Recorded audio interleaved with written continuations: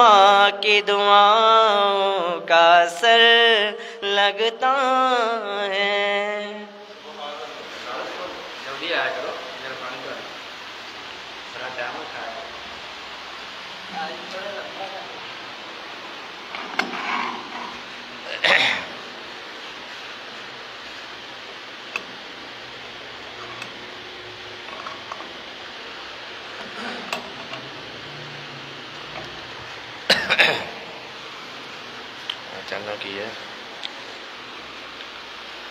الحمدللہ رب العالمین والصلاة والسلام علی سید الانبیاء والمرسلین اما بعد فاعوذ باللہ من الشیطان الرجیم بسم اللہ الرحمن الرحیم انا ارسلناک شاہدا ومبشرا ونذیرا لتؤمنوا باللہ ورسولہ وتعزروہ وتوقروہ وتسبحوہ بکرۃ واصیلا۔ آمنت باللہ صدق اللہ العظیم وبلغنا رسولہ النبی الکریم ونحن علی ذلک لمن الشاہدین والشاکرین والحمد للہ رب العالمین۔ قال اللہ تبارک و تعالی فی شان حبیبہ صلی اللہ تعالی علیہ وسلم مخبرا وآمرا ان اللہ وملائکتہ یصلون علی النبی یا ایہا الذین آمنوا صلوا علیہ وسلموا تسلیما۔ درود پاک بآواز بلند الصلاۃ والسلام علیک یا سیدی یا رسول اللہ وعلی آلک وصحبہ حبیب اللہ۔ الصلاۃ والسلام علیک یا سیدی یا رسول اللہ وعلی آلک وصحبک یا حبیب اللہ۔ الصلاۃ والسلام علیک یا رحمۃ للعالمین وعلی آلک وصحبک یا خاتم النبیین۔ حضور نبی کریم رؤوف الرحیم صلی اللہ تعالی علیہ وآلہ وسلم کی بارگاہ میں صلاۃ و سلام عرض کرنے کے بے شمار فضائل احادیث و روایات میں ملتے ہیں۔ حضور اکرم نور مجسم شاہ بنی آدم و فخر آدم صلی اللہ تعالی علیہ وآلہ وسلم نے ارشاد فرمایا، جو بندہ دن بھر میں 50 مرتبہ مجھ پر درود و سلام پڑھتا ہے، قلب روز قیامت میں اس کے ساتھ مصافحہ کروں گا۔ اللہ تبارک و تعالی ہمیں کثرت کے ساتھ درود و سلام پڑھنے کی توفیق عطا فرمائے۔ اللہ کی سرتا بقدم شان ہے یہ، انسان نہیں انسان وہ انسان ہے یہ، قرآن تو ایمان بتاتا ہے انہیں، ایمان یہ کہتا ہے میری جان ہے یہ۔ 26ویں پارے کی سورۃ فتح کی آیت نمبر 8 اور 9 تلاوت کی ہے، جس میں اللہ تبارک و تعالی ارشاد فرماتا ہے، انا ارسلناک شاہدا ومبشرا ونذیرا، بے شک ہم نے تمہیں بھیجا حاضر ناظر اور خوشی اور ڈر سناتا، لتؤمنوا باللہ ورسولہ، تاکہ تم اے لوگو اللہ اور رسول پر ایمان لاؤ، وتعزروہ وتوقروہ، اور رسول کی تعظیم و توقیر کرو، وتسبحوہ بکرۃ واصیلا، اور صبح شام اس کی پاکی بولو۔ اس آیت مقدسہ میں تعزروہ اس کا مطلب ہے حضور نبی کریم صلی اللہ تعالی علیہ وسلم کی عزت کرو۔ اس کا تعلق ظاہری ارکان جسم سر ہاتھ زبان سے ہے۔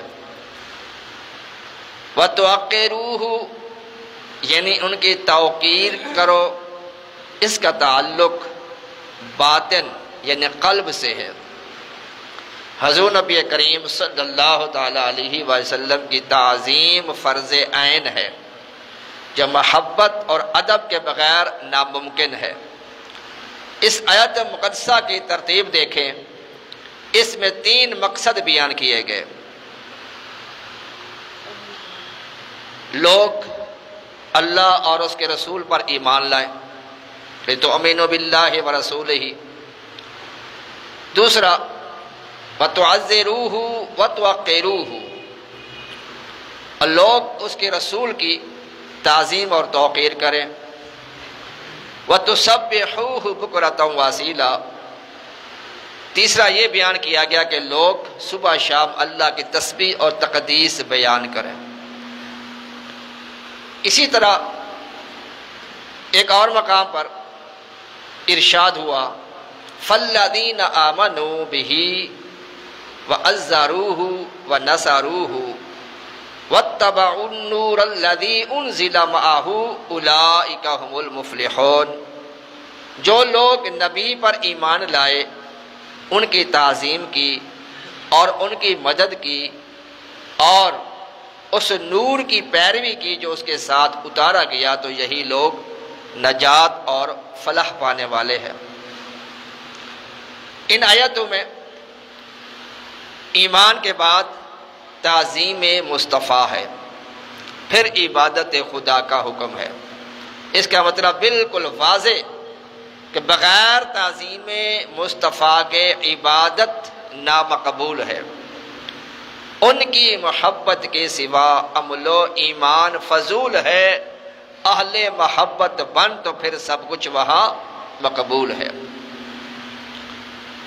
اللہ تبارک و تعالی نے ایک اور مقام پر ارشاد فرمایا فَلَا وَرَبِّكَ لَا يُؤْمِنُونَ حَتَّى يُحَكِّمُوكَ فِيمَا شَجَرَ بَيْنَهُمْ، اے محبوب صلی اللہ تعالیٰ علیہ وسلم، تمہارے رب کی قسم یہ مومن ہو نہیں سکتے جب تک آپ کو اپنا حاکم تسلیم نہ کر لیں، اور جس معاملے میں آپ فیصلہ فرما دیں جب تک اس کو دل و جان سے تسلیم نہ کر لیں یہ مومن نہیں ہو سکتے۔ اور حضور نبی کریم صلی اللہ تعالیٰ علیہ وآلہ وسلم نے ارشاد فرمایا الا لا ایمان لمن لا محبت اللہ، خبردار ہوشیار، اس کا ایمان کامل نہیں جس کے دل میں میری محبت نہیں۔ یہ ایک مرتبہ نہیں، 3 مرتبہ آپ نے ارشاد الا لا ایمان لمن لا محبت اللہ، الا لا ایمان لمن لا محبت اللہ، 3 مرتبہ آپ نے فرمایا۔ تو اس کا ایمان کامل نہیں جس کے دل میں میری محبت نہیں۔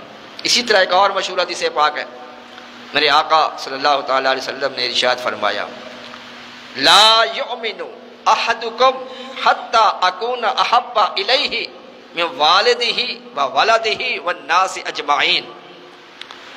اللہ تعالیٰ کے محبوب صلی اللہ تعالی وسلم نے ارشاد فرمایا تم میں سے کوئی بندہ اس وقت تک کامل مومن نہیں ہو سکتا جب تک میں اس کے نزدیک اس کے ماں باپ، اس کی اولاد والناس اجمعین اور تمام لوگوں سے زیادہ محبوب نہ بن جاؤ۔ اور 10ویں پارے کے سورۃ توبہ کی آیت نمبر 24 کے اندر اللہ نے مزید اس کی وضاحت اللہ تعالیٰ نے بڑی ڈیٹیل کے ساتھ بیان فرمایا کہ میرے محبوب صلی اللہ تعالی وسلم کے محبت کا مقام کیا مقام و مرتبہ ہے۔ اللہ تعالیٰ ارشاد فرماتا ہے قل ان کان آباؤکم وابناؤکم واخوانکم وازواجکم وعشیرتکم واموال اقترفتموها وتجارة تخشون کسادها ومساکن ترضونها احب الیکم من اللہ ورسولہ وجہاد فی سبیلہ فتربصوا حتی یأتی اللہ بامرہ واللہ لا یہدی القوم الفاسقین۔ اللہ تعالیٰ نے ارشاد فرمایا اے محبوب صلی اللہ تعالیٰ علیہ وآلہ وسلم آپ فرما دیجئے اے لوگو، اگر تمہارے باپ، تمہارے بیٹے، تمہارے بھائی، تمہاری بیویاں، تمہارا کنبہ، تمہارا گھرانہ، تمہارا خاندان، تمہاری کمائی، تمہارا مال، تمہاری دولت، کوئی بنگلے کار، اور تمہاری وہ سوداگری، تجارت، کاروبار، بزنس جس کے نقصان کا تمہیں اندیشہ ہے، اور تمہاری پسند کے مکانات، ان میں سے کوئی بھی چیز جو بیان کی گئی ہے، ماں باپ، اولاد، بیویاں، گھر، مکان، جائیداد، دولت، سب کچھ، اللہ فرماتا ہے ان میں سے کوئی بھی چیز اگر تمہیں اللہ اور اس کے رسول سے اور جہاد سے زیادہ محبوب ہے تو اللہ کا عذاب کا انتظار کرو، اور اللہ بے حکموں کو راہ نہیں دیتا۔ حضور نبی کریم صلی اللہ علیہ وسلم کی تعظیم اور ادب کا درس اللہ نے اس آیت کے اندر بیان فرمایا۔ اسی طرح اللہ تعالیٰ نے ارشاد فرمایا، یا ایھا الذین آمنوا لا تقولوا راعنا وقولوا انظرنا۔ حضور نبی کریم صلی اللہ علیہ وسلم جب بیان فرماتے اور کوئی بات سمجھ نہ آتی تو صحابہ کرام عرض کرتے راعنا، کہ یا رسول اللہ صلی اللہ علیہ وسلم آپ ہماری رعایت فرمائیں، اس بات کو دوبارہ ارشاد فرمائیں۔ حالانکہ میرے آقا بار بار بات کو دہراتے تھے تاکہ لوگ لکھنے والے لکھ سکیں اور یاد کرنے والے اس کو یاد کر سکیں۔ پھر بھی اگر کسی کو مسئلہ سمجھ نہ آتا تو عرض کرتا راعنا، یا رسول اللہ ہماری رعایت کیجئے، دوبارہ ارشاد فرمائیے، دوبارہ ہمیں سمجھائیے۔ اب جو منافقین تھے اور جو سرکار کے بے ادب تھے وہ اس لفظ کو تھوڑا سا کھینچ کے ادا کرتے، راعینا۔ راعینا کا مطلب ہے ہماری رعایت کیجئے، نظر کرم کیجئے ہم پر، دوبارہ ارشاد فرمائیے۔ راعینا کا مطلب ہے اے ہمارے چرواہے، معاذ اللہ، راعی کہتے ہیں چرواہے کو، بکریاں چرانے والے کو، تو راعینا کہتے معاذ اللہ کہ اے ہمارے چرواہے۔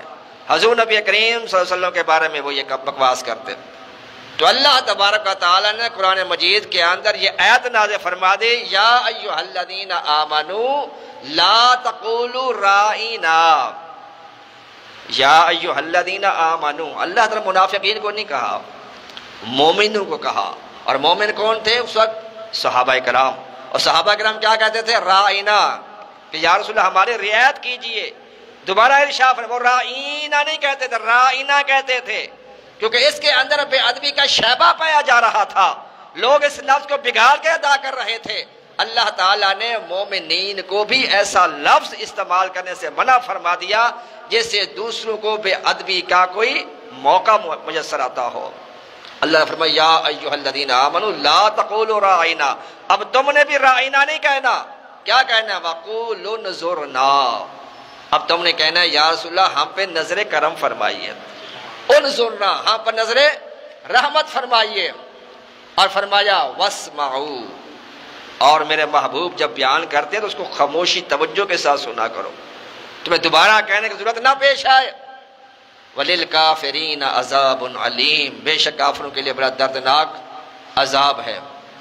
اسی طرح حضور نبی کریم صلی اللہ علیہ وسلم کے پاس آنے جانے کلام کرنے کا اللہ نے قرآن مجید میں جا بجا ادب احترام ہمیں سکھایا ہے، تعلیم دیا ہے اللہ تعالیٰ نے۔ حضور نبی کریم صلی اللہ علیہ وسلم کا نکاح حضرت زینب سے ہوا،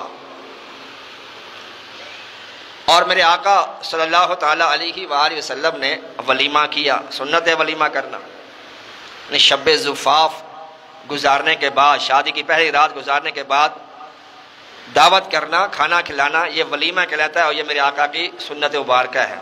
ولیمہ اگلے دن ہوتا ہے، 6 مہینے 10 مہینے بعد کوئی ولیمہ کہ تو ولیمہ نہیں ہوتا، وہ دعوت ہوتی ہے۔ سنت ولیمہ یہ کہ شب زفاف گزارنے کے بعد اس کو ادا کیا جائے۔ تو میرے آقا نے ولیمہ فرمایا، دعوت دی صحابہ کرام کو، صحابہ کرام آئے، سرکار کے بارگاہ میں کھانا وغیرہ کھایا، چلے گئے، لیکن 3 اشخاص کھانا کھانے کے بعد بھی وہاں بیٹھے رہے اور آپس میں باتیں ہوتی رہیں۔ جب 3 دوست آپس میں مل جائیں تو ساتھ وہ باتیں کریں گے، تو اللہ تعالیٰ اور میرے آقا صلی اللہ علیہ وسلم اپنے حجرے میں تشریف لے جاتے، پھر آپ باہر آ کے دیکھتے وہ 3 شخص بیٹھے ہوتے، پھر آپ چلے جاتے اپنے حجرے پہ، تھوڑی کے بعد پھر آتے دیکھا تو وہ بیٹھے ہوئے ہیں. میرے آقا نے ان کو یہ نہیں کہا کہ تم نے کھانا کھا لیا اب یہاں سے چلے جاؤ. میرے آقا نے ان سے یہ نہیں کہا، لیکن اللہ تعالیٰ نے کہہ دیا. اللہ نے قرآن کی آیت نازل فرما دی، یا ایھا الذین آمنو، اے ایمان والو، لا تدخلوا بیوت النبی الا ان یؤذن لکم الی طعام غیر ناظرین اناہ ولکن اذا ادعیتم فادخلوا فاذا طعمتم فانتشروا. سورۃ احزاب کی آیت نمبر 53 ہے. اللہ نے فرمایا اے ایمان والو، نبی کے گھروں میں داخل حاضر ہو جب تک اذن نہ پاؤ. اگر تمہیں اجازت ملے، میرا محبوب تمہیں بلائے، پھر تم آؤ. مثلا کھانے کے لیے بلائے جاؤ، نہ یہ کہ خود اس کے پکنے کی راہ تک ہو. اگر تمہیں سرکار نے بلایا، میرے محبوب نے بلایا کھانے کے لیے، اور تم نے دیکھا کہ کھانا ابھی پک رہا ہے، تمہیں روا نہیں ہے کہ تم وہاں بیٹھ کے انتظار کرو، فوراً چلے جاؤ. جب کھانا پک جائے تو پھر آؤ، کھانا کھا لو. فَإِذَا طَعِمْتُمْ، جب کھانا کھا لو، فَانْتَشِرُوا، کھانا کھانے کے بعد وہاں پر بیٹھ کر باتوں میں نہ لگ جاؤ. بلکہ میرا محبوب بار بار آتا ہے، تمہیں دیکھتا ہے تم بیٹھے ہوئے ہو. میرا محبوب تو شرم و حیا کی وجہ سے تمہیں یہ نہیں کہہ رہا کہ اب کھانا کھا لیا چلے جاؤ، مہمان نوازی کی وجہ سے. لیکن میں رب العالمین ہوں، اپنے محبوب کا رب ہوں. میں رب ہو کر کہتا ہوں جب کھانا کھا لو، فَإِذَا طَعِمْتُمْ فَانْتَشِرُوا، کھانا کھانے کے بعد فوراً وہاں سے چلے جایا کرو تاکہ میرے محبوب کو ذرا سی بھی پریشانی نہ ہونے پائے. یہ ہے ادب جو اللہ تعالیٰ نے ہمیں سکھایا ہے. اور صحابہ کرام نے میرے آقا کتنا ادب کیا. سیدنا ابو ہریرہ رضی اللہ تعالیٰ عنہ مشہور صحابی ہے.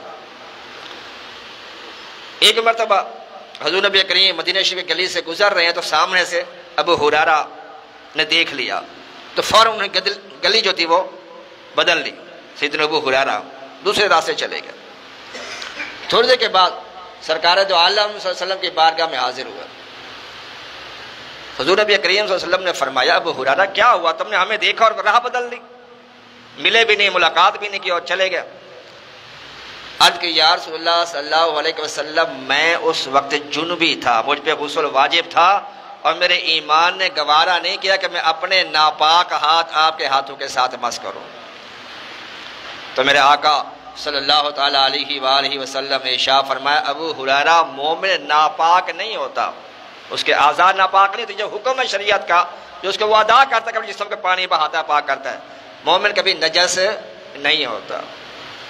جیسے کتا ہوتا ہے اس کا لعاب ناپاک ہے، نجس ہے وہ. اگر اس کا لعاب کسی کے کپڑے پر لگ جائے تو کپڑا ناپاک ہوتا ہے. لیکن اگر وہ گیلا ہے کتا اور گیلا کتا لگ جائے تو کپڑا ناپاک نہیں ہوتا. کتے کا لعاب لگ جائے تو کپڑا ناپاک ہوتا ہے کیونکہ وہ نجس ہے. میرے آقا فرمایا مومن نجس نہیں ہوتا. لہذا بعض لوگوں کے اندر یہ سوال ہوتا ہے کہ اگر کوئی جس پہ غسل واجب ہو گیا ہے تو اب اس کے کپڑے بھی ناپاک ہو گئے، کسی کے کپڑے کے ساتھ مس کرے گا تو وہ بھی ناپاک ہو. یہ غلط ہے. ہاں جہاں گندگی لگی ہے، غلاظت لگی ہے، وہ اگر کسی اور کپڑے کے ساتھ گیلا کرے گی، اس کو مس کرے گی اور گیلا کر دے گی اس کو، تو پھر وہ جگہ جو حصہ ہے وہ ناپاک ہوگا. اگر خشک ہے اور کپڑے کو لگ جاتے تو اس میں کوئی دوسرے کپڑے کو ناپاک وہ نہیں کرتے. تو سیدنا ابو ہریرہ نے عرض کیا یا رسول اللہ میں غسل واجب تھا اس وجہ سے آپ کے ساتھ مصافحہ نہیں کر سکا. اور صحابہ کرام علیہم رضوان کے بے شمار واقعات ہیں.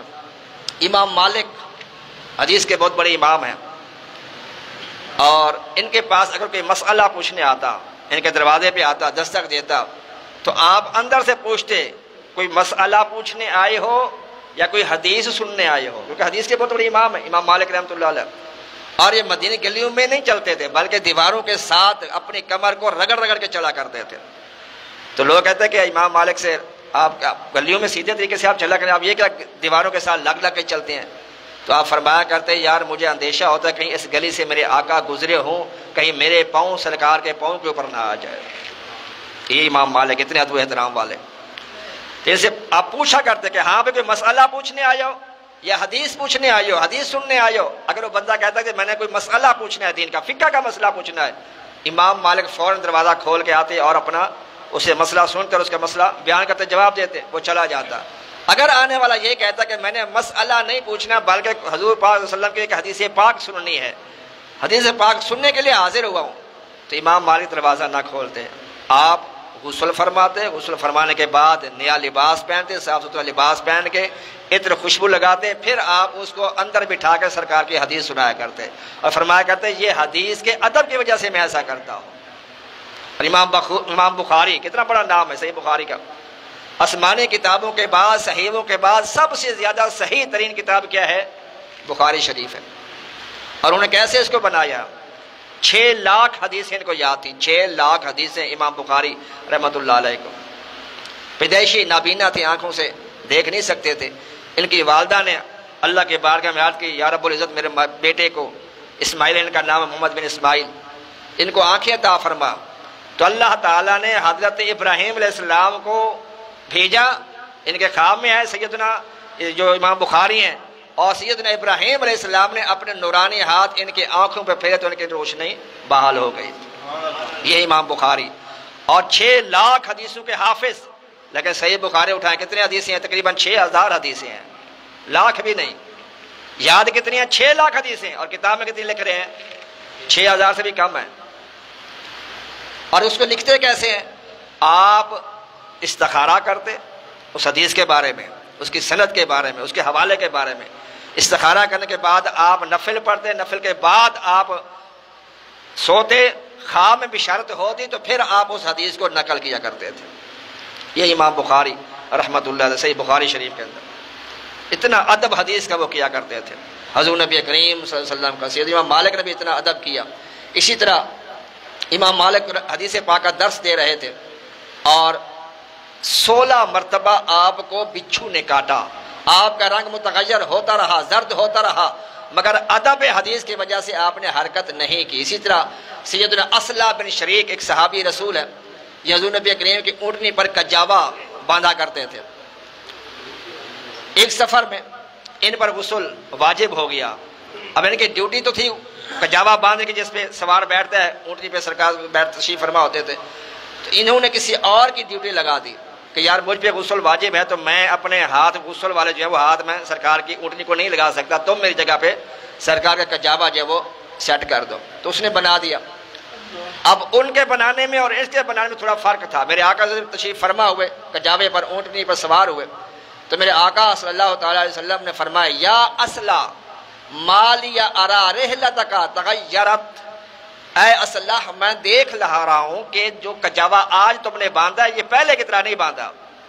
پھر انہوں نے عرض کی، یا رسول اللہ یہ کجاوا میں نے نہیں باندھا، یہ فلاں صحابی سے میں نے بندھوایا ہے، کیونکہ میرے اوپر غسل واجب تھا، لہٰذا میں اپنے ناپاک ہاتھ آپ کی اونٹنی کے ساتھ بھی مس نہیں کرنا چاہتا تھا۔ یہ سرکار کا ادب تو دور کی بات ہے، سرکار کی جو نسبت رکھتی ہے اونٹنی، اس کا بھی اتنا ادب فرما رہے ہیں۔ اسی طرح یہ بھی یاد رکھیں، عرف عام میں تعظیم کے 4 درجات ہوتے ہیں، یعنی تعظیم کے لیے سجدہ کرنا، تعظیم کے لیے رکوع کرنا، تعظیم کے لیے اس کے سامنے 2 زانو ہو کے بیٹھ جانا، یہ بھی تعظیم ہے۔ اسی طرح تعظیم کے لیے کھڑے ہو جانا، یہ 4 درجات ہیں تعظیم کے۔ لیکن ہماری شریعت میں اور پہلی شریعتوں میں جو سجدہ تھا عبادت کا، یہ پہلے بھی منع تھا، ہماری شریعت میں بھی منع ہے۔ آدم علیہ السلام کو جو سجدہ ہوا تھا وہ عبادت کا سجدہ نہیں تھا، وہ تعظیم کا سجدہ تھا، ادب کا سجدہ تھا۔ ان کی تعظیم کروانے کے لیے اللہ فرشتوں نے فرمایا کہ آدم کو سجدہ کرو، اور پھر اس میں بھی بڑی تحقیق ہے، علماء کرام نے مفسرین نے لکھا ہے کہ وہ سجدہ اس وجہ سے کرایا گیا آدم علیہ السلام کو سامنے اس لیے کرایا گیا کیونکہ ان کے پیشانے پہ حضور پاک کا نور موجود تھا۔ اصل میں بظاہر تو آدم علیہ السلام کو سجدہ تھا، لیکن حقیقت میں نور محمدی کو سجدہ کرایا گیا، تعظیمی سجدہ تھا۔ پہلی شریعت میں یہ جائز تھا، لیکن میرے آقا نے اس شریعت میں، اپنی شریعت میں سجدہ تعظیمی بھی حرام کر دیا۔ فرمایا اگر اللہ کے سوا کسی اور کو سجدہ کرنا روا ہوتا تو میں بیوی کو حکم دیتا کہ وہ اپنے شوہر کو سجدہ کیا کرے، لیکن میری شریعت میں سجدہ تعظیمی بھی کیا ہے؟ حرام ہے۔ یعنی سجدہ کرنا، یہ تعظیم صرف اللہ تعالیٰ کے لیے کی جا سکتی، کسی اور کو سجدہ نہیں کیا جا سکتا۔ اگر عبادت کی نیت سے سجدہ کرے گا کسی اور کو تو وہ کافر ہو جائے گا، اگر تعظیم کی وجہ سے کسی کو سجدہ کرے گا تو وہ کافر تو نہیں ہوگا، لیکن یہ ہے کہ وہ گمراہ ہوگا۔ خدا نہ خواستہ اگر کوئی داتا صاحب مزار پہ جاتا ہے وہاں سجدہ کرتا ہے تو وہ کافر نہیں ہوگا، کیونکہ اس کی نیت خدا، اب چرسی سے چرسی بالکل ان پڑھ جہل سمجھے سوٹے لگانے والا بھی اگر وہاں پہ جاؤ گے نا، آپ کو سجدہ کر رہا ہے، اس کو کھڑا کر کے پوچھو کیا تو داتا کو خدا سمجھتا ہے؟ یقیناً وہ یہی کہ میں تو خدا نہیں سمجھتا بلکہ خدا کا دوست سمجھتا ہوں، اللہ کا پیارا سمجھ کے سجدہ کرتا ہوں، تو سجدہ تعظیمی بھی حرام ہے۔ عبادت کی نیت سے سجدہ کریں کسی کو تو یہ شرک ہے، کفر ہے، اور اگر کسی کو تعظیم کی وجہ سے سجدہ کرے تو یہ بھی حرام ہے، گناہ ہے۔ تو سجدہ کرنا صرف اللہ تعالیٰ کے لیے ہی روا ہے۔ دوسرا تعظیم کا درجہ ہے رکوع کرنا، کسی سامنے اتنا جھکنا جیسے آپ رکوع میں جھکتے ہیں، تو یہ بھی ہماری شریعت میں منع ہے۔ کسی کے آگے اتنا نہ جھکیں کہ جیسے آپ رکوع میں شمار ہوتے ہیں، اتنا زیادہ جھکنا بھی ہماری شریعت میں میرے آقا نے منع فرمایا ہے۔ تیسرا درجہ ہے کسی کے سامنے دو زانو ہو کے بیٹھنا، ناپسند فرمایا ہے، فرمایا یہ اجمیوں کا طریقہ ہے، جہلوں کا طریقہ ہے، جو بندہ یہ ڈیمانڈ کرتا ہے کہ جب میں آؤں تو لوگ میرے لیے استقبال کے لیے کھڑے ہوں، فرمایا یہ متکبر شخص ہے، لہذا اس کو ایسی ڈیمانڈ نہیں رکھنا۔ ہاں ویسے اس کی تعظیم کے لیے لوگ کھڑے ہوتے ہیں، جیسے میرے آقا نے فرمایا، ایک صحابی جب آئے میرے آقا نے فرمایا اس کی تعظیم کے لیے صحابہ سے فرمایا کھڑے ہو جاؤ، اکرم الصحابی، صحابی کی تعظیم کے لیے کھڑے ہو جاؤ۔ اگر کوئی اپنی دل میں یہ نیت کرتا ہے کہ میری تعظیم کے لیے کھڑے ہوں، اگر کوئی کھڑا نہ ہو تو ناراض ہو تو یہ غلط ہے۔ اگر کوئی اپنی طرف سے تعظیم کے لیے کھڑا ہو جاتا تو یہ اس میں کوئی قباحت نہیں ہے۔ تو حضور نبی کریم صلی اللہ علیہ وسلم کو سجدہ کرنا روا نہیں ہے۔ ایک صحابی نے سرکار دو عالم سے عرض کیا، یا رسول اللہ صلی اللہ علیہ وسلم آپ کو پیڑ درخت سجدہ کرتے ہیں، جانور آپ کو سجدہ کرتے ہیں، درندے آپ کو سجدہ کرتے ہیں، پرندے آپ کے سامنے سجود ہوتے ہیں، یا رسول اللہ ہم تو اشرف المخلوقات ہیں، ہمارا حق زیادہ ہے کہ ہم آپ کو سجدہ کریں۔ تو پھر میرے آقا صلی اللہ علیہ وسلم فرمایا کہ اگر اللہ کے سوا کسی اور کو سجدہ کرنا روا ہوتا تو میں بیوی کو حکم دیتا کہ وہ اپنے شوہر کو سجدہ کرے، لیکن میری شریعت میں یہ سجدہ بھی حرام ہے، منع ہے، لہذا حضور پاک کو بھی سجدہ نہیں کیا۔ اسی لیے تو اعلیٰ فرماتے ہیں پیش نظر ہے وہ نو بہار، سیدی اعلیٰ حضرت، سبحان اللہ کیا بات ہے۔ سیدی اعلیٰ حضرت رحمۃ اللہ فرماتے ہیں کہ بندہ جب سنہرے اجالے کے سامنے جاتا ہے اور جس کے پاس نالج ہوتا ہے، جس کے پاس علم ہوتا ہے، سرکار کے شان عظمت کے واقعات اس کے ذہن میں ہوتے ہیں، حدیثیں اس کے ذہن میں ہوتی ہیں، تو جب سامنے دیکھتا ہے کہ میں سرکار کے سامنے کھڑا ہوا ہوں، پیش نظر ہے وہ نو بہار، سجدے کو دل ہے بے قرار، ہاں روکیے، ہاں روکیے اے رضا یہی تو امتحان ہے، کہ دل تو بے قرار ہے کہ ایسے محبوب کے سامنے سجدہ ریز ہو جاؤں، لیکن یہاں امتحان ہے کہ میرے آقا نے منع فرمایا کہ سجدہ نہیں کرنا، قبروں کو بھی سجدہ نہیں کرنا۔ بہرحال تو ایک صحابی نے بلکہ خواب میں بھی دیکھا، روایت میں آتا ہے کہ صحابی نے جا کے سرکار سے آیا کہ یا رسول اللہ صلی اللہ علیہ وسلم میں نے خواب دیکھا کہ میں آپ کو سجدہ کر رہا ہوں۔ میرے آقا نے فرمایا اپنا خواب پورا کر لو اور میری پیشانی پہ بوسہ دے لو۔ کیا بات ہے، سبحان اللہ و بحمدہ سبحان اللہ العظیم۔ حضور نبی کریم کے تعظیم کے میرے آقا اللہ تبارک و تعالیٰ جا بجا جو ہے وہ حدیثوں کے اندر بھی، آیات کے اندر بھی اللہ تعالیٰ نے جو وہ بیان فرمایا کہ میرے محبوب کی تعظیم کرو۔ اسی طرح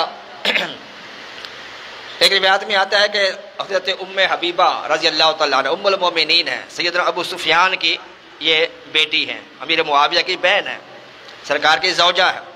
ان کے والد ابو سفیان ابھی یہ مسلمان نہیں ہوئے تھے، فتح مکہ کے دن یہ مسلمان ہوئے، ابھی یہ مسلمان نہیں ہوئے تھے، یہ اپنی بیٹی کو ملنے کے لیے گھر گئے، یعنی سرکار کے گھر تشریف لے گھر گئے، وہاں پر تو جو چادر بچھی ہوئی تھی، جو بستر بچھا ہوا تھا، وہ آپ نے اٹھا لیا، لپیٹ دیا اس کو۔ تو ابو سفیان نے کہا بیٹی یہ بستر میرے قابل نہیں تھا یا میں اس بستر کے قابل نہیں جو تم نے لپیٹ دیا ہے؟ بیٹی نے کہا آپ بے شک میرے باپ ہیں، میرے والد ہیں، لیکن آپ سے بڑھ کر میرے سرتاج کا مقام ہے، ہمارے نبی کا مقام آپ سے عرفہ والا ہے، آپ اس بستر کے قابل اور لائق نہیں ہیں، کیونکہ آپ جو ہے وہ مسلمان نہیں ہیں، غیر مسلم ہیں۔ بیٹی ہو کر بھی سرکار ادب کی۔ اسی طرح حضور نبی کریم صلی اللہ علیہ وسلم کے بارے میں حجرات پوری ادب کے بارے میں فرمائی۔ اللہ فرماتا ہے کہ میرے محبوب کے سامنے اپنی آواز کو بلند نہ کرو، لا ترفعوا اصواتکم، اللہ فرماتا ہے اے ایمان والو، یا ایھا الذین آمنوا لا ترفعوا اصواتکم فوق صوت النبی ولا تجهروا له بالقول كجهر بعضكم لبعض ان تحبط اعمالكم وانتم لا تشعرون۔ اللہ فرماتا ہے اے ایمان والو میرے محبوب کے سامنے اپنی آواز کو بلند نہ کرو، کہیں ایسا نہ ہو کہ تمہارے سارے اعمال میں برباد کر دو اور تمہیں اس کی خبر بھی نہ ہو۔ اور اس وقت مخاطب کون تھے؟ حالانکہ تمام مسلمان مخاطب ہیں، لیکن اس وقت جو تھے وہ صحابہ کرام مخاطب تھے۔ اب صحابہ کرام تو اونچی آواز سے بات نہیں کرتے، بہت دھیمے لہجے میں بات کرتے تھے۔ ایک صحابی ثابت بن قیس رضی اللہ تعالیٰ، وہ ذرا اونچا سنتے تھے، اور یہ فطری بات ہے، جو بندہ اونچا سنتا ہے وہ بولتا بھی اونچا ہی ہے، جیسے وہ سمجھتا کہ سامنے والا بھی اونچا ہی سنتا ہے، تو ان کی آواز ذرا اونچی ہوتی تھی۔ جب یہ آیت نازل ہوئی تو وہ اپنے گھر میں بیٹھ گئے، مسجد نبوی میں آنا چھوڑ دیا۔ میرے آقا نے پوچھا کہ ثابت بن قیس مسجد میں نہیں آ رہے؟ بندہ بھیجا گیا، وہ گیا، پوچھا کیا بات ہے، نماز کے لیے نہیں آ رہے؟ کہا میرے خلاف تو یہ آیت آ گئی ہے، یہ تو اعمال برباد ہو گئے، میں سب سے زیادہ اونچی آواز سے بات کرتا تھا، ہو سکتا ہے یہ میرے بارے میں اللہ نے سارے اعمال نے برباد کر دیے ہوں۔ اللہ نے محبوب نے فرمایا اس کو بلا کے لے آؤ۔ بلایا گیا، فرمایا ثابت یہ تمہارے لیے نہیں ہے، کیا تم اس بات پہ راضی نہیں ہو کہ اللہ تعالیٰ تمہیں لمبی عمر دے اور شہادت کا رتبہ عطا فرمائے؟ یہ غیب کی خبر آپ نے ان کو دی، ثابت بن قیس رضی اللہ تعالیٰ عنہ کو۔ کیا تم اس پہ راضی نہیں ہو کہ تمہاری لمبی عمر ہو اور اللہ تعالیٰ تمہیں شہادت کا رتبہ عطا فرمائے؟ انہوں نے کہا یا رسول اللہ یقیناً میں یہ چاہتا ہوں۔ اور میرے آقا خود فرماتے ہیں کہ جو شہادت کی تمنا نہیں کرتا، میرے آقا فرماتے ہیں وہ منافق ہوتا ہے، مومن نہیں ہوتا۔ شہادت کی تمنا ہر مومن کو کرنی چاہیے، شہید کا بڑا مقام ہے۔ میرے آقا فرماتے ہیں شہید کے خون کا قطرہ زمین پہ بعد میں گرتا ہے، اللہ تعالیٰ اس کے گناہوں کے بخشش پہلے فرما دیتا ہے۔ تو ثابت بن قیس کو اللہ نے لمبی عمر بھی عطا فرمائی اور ان کو شہادت کا رتبہ بھی عطا فرمایا۔ تو اللہ نے ادب سکھایا کہ میرے محبوب کے پاس اونچی آواز سے کلام نہ کرو، بات اونچی آواز سے نہ کرو۔ اور صحابہ کرام نے اس پر اتنا عمل کیا کہ صدیق اکبر اتنی آہستگی سے بات کرتے تھے کہ میرے آقا بار بار پوچھتے صدیق تم نے کیا کہا ہے؟ اتنی آہستگی کے ساتھ کہ آواز اونچی نہ ہو جائے، سانس بھی آہستہ لیتے تھے۔ سید عائشہ صدیقہ رضی اللہ تعالیٰ عنہا آپ فرماتی ہیں ہمارے گھر میں بکری تھی، جب سرکار دو عالم گھر سے باہر تشریف لے آتے تو بکری کبھی ادھر جاتی کبھی ادھر جاتی، جانور ہے، کبھی ادھر اچھلتی کبھی ادھر اچھلتی۔ سید عائشہ صدیقہ رضی اللہ تعالیٰ فرماتے ہیں جب سرکار گھر میں داخل ہوتے وہ بکری ایک کونے میں چپک کے بیٹھ جاتی۔ کہتے ہیں کہ وہ سید عائشہ صدیقہ فرماتی ہیں کہ وہ بکری اپنی پونچھ اپنی دم جو ہے وہ بھی زمین پہ زور سے نہیں مارتی تھی کہ اس کی آواز بھی سرکار کو تکلیف نہ دے دے۔ اب بکری دم زمین پہ مارے تو کتنی آواز ہوتی ہے؟ فرماتے وہ بکری بھی ادب کی وجہ سے اپنی دم جو ہے وہ زمین پہ نہیں مارتی تھی۔ بکری کی یہ فطرت ہوتی ہے کہ وہ پیچھے پونچھ اپنی دم جو ہے وہ زمین پہ مارتی رہتی ہے، تو وہ سید عائشہ صدیقہ فرماتے وہ بکری بھی اپنی دم زمین پر نہیں مارتی تھی اس وجہ سے کہ سرکار کو اس کی آواز نہ پہنچ جائے، کہ یہ بے ادبی نہ ہو جائے۔ وہ جانور ہو کر اتنا ادب کر رہی ہے اور ہم آج سرکار کے سامنے نعرے بازی کرتے ہیں۔ اللہ تعالیٰ ہمیں سمجھ عطا فرمائے، سرکار کا ادب نصیب فرمائے۔ اللہ تعالیٰ نے قرآن پاک میں جا بجا اپنے محبوب کا ادب سکھایا ہے، جا بجا۔ تیرے ذکر کی رفعت الم نشرح میں ہے، لیکن نام نہیں لیا کسی کا میں نے، سارے سمجھدار ہیں۔ تیرے ذکر کی رفعت الم نشرح میں ہے، لیکن ورفعنا لک ذکرک، اے محبوب تمہارے لیے تمہارا ذکر بلند کر دیا۔ حالانکہ اللہ تعالیٰ یہ بھی کہہ سکتا تھا ورفعنا ذکرک، محبوب تیرا ذکر بلند کر دیا، نہیں، ورفعنا لک ذکرک، محبوب تمہارے لیے تمہارا ذکر بلند کر دیا۔ کیوں؟ اس لیے وَلَسَوْفَ يُعْطِيكَ رَبُّكَ فَتَرْضَىٰ، اے محبوب ہم تو تمہاری رضا چاہتے ہیں۔ تیرے ذکر کی رفعت الم نشرح میں ہے، لیکن ہمیں تو سارے قرآن میں تیرا چرچا نظر آیا۔ اسی لیے اللہ نے فرمایا قد جاءکم من اللہ نور وکتاب مبین، اللہ فرماتا ہے بے شک تمہارے پاس آیا نور اور روشن کتاب۔ نور سے مراد حضور نبی کریم کی ذات اقدس ہے، اور کتاب سے مراد قرآن مجید ہے۔ نور کا ذکر پہلے ہے، کتاب کا ذکر بعد میں ہے۔ بتلانا یہ مقصود تھا کہ جس طرح سے دنیاوی کتاب بغیر روشنی کے تم نہیں پڑھ سکتے، اسی طرح قرآن پاک کو بھی میرے محبوب کی محبت کے بغیر پڑھ بھی نہیں سکتے، اس کو سمجھ بھی نہیں سکتے۔ اسی لیے جو لوگ سرکار کے محبت کے بغیر، سرکار کے نور نبوت کے بغیر، سرکار کے فیض کے بغیر جو قرآن و حدیث کو پڑھتے ہیں ان کو کوئی فیض حاصل نہیں ہوتا، وہ گمراہ کے گمراہ ہوتے ہیں، وہ عیب ہی تلاش کرتے ہیں۔ لیکن جو سرکار کی محبت میں ڈوب کر قرآن پڑھتے ہیں، حدیث پڑھتے ہیں، اس کو قرآن کے اندر ایسی ایسی محبت والی باتیں ملتے کو بیان ہی نہیں کر سکتا۔ تیرے ذکر کی رفعت الم نشرح میں ہے، لیکن ہمیں تو سارا قرآن میں تیرا چرچا نظر آیا۔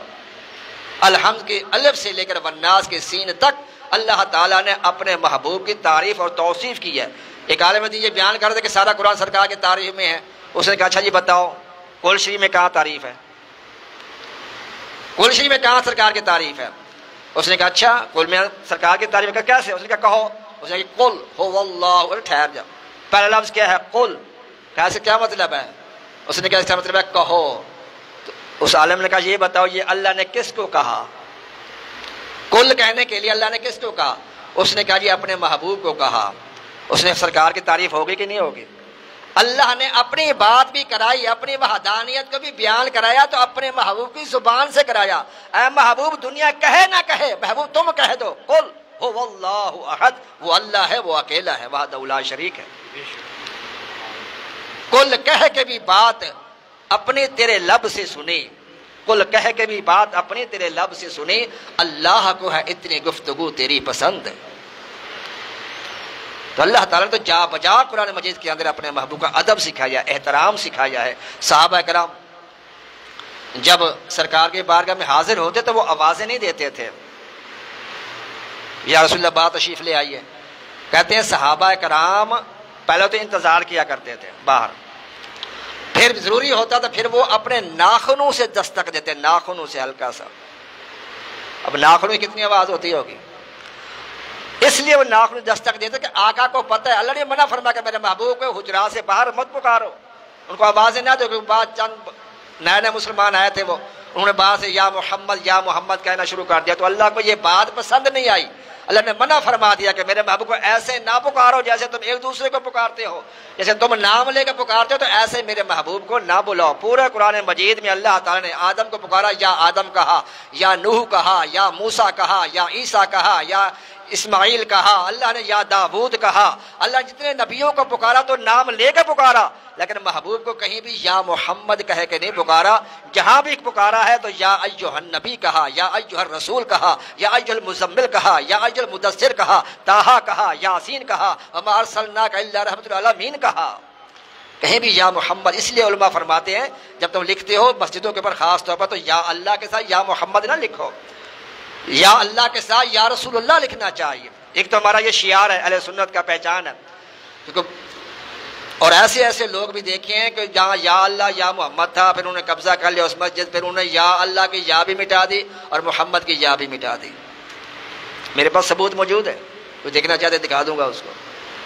یعنی اتنا بغض ہے سرکار کے نام لے جی ہم اللہ کا. اللہ اکبر کرے، بات دور چلی جائے گی. اللہ تبارک تعالیٰ کی بارگاہ میں دعا ہے کہ ہمیں حضور نبی کریم صلی اللہ علیہ وسلم کا ادب احترام کرنے کی توفیق عطا فرمائے. وما علیہ الا البلاغ، سنت عطا کر.